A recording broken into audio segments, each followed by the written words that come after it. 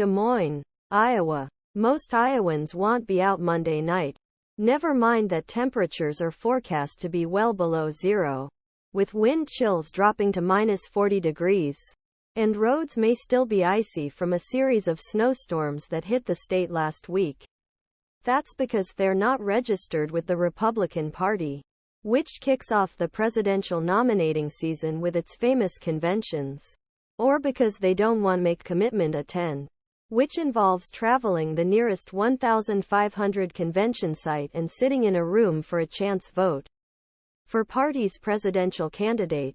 But winter weather, frightening even for Iowa, will make an already unrepresentative process even less representative.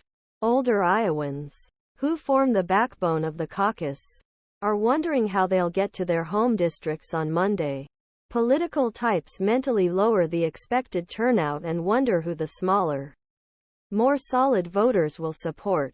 All of this gives longtime critics of the meeting even more reason to be critical.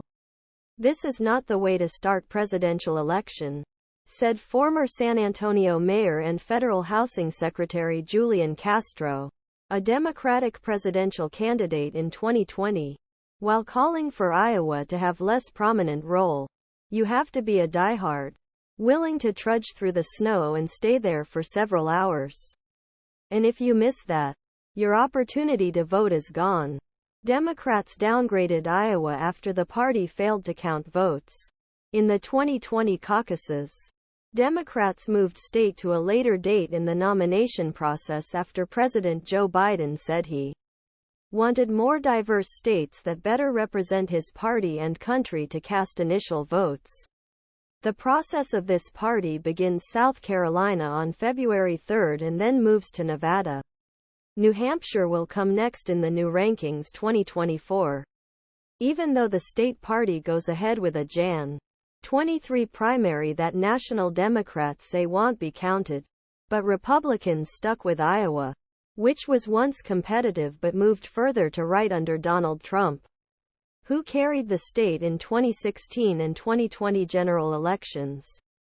Its population is whiter, more rural and evangelical than the country, but that matches the GOP's voters better than the Democratic Party's voters.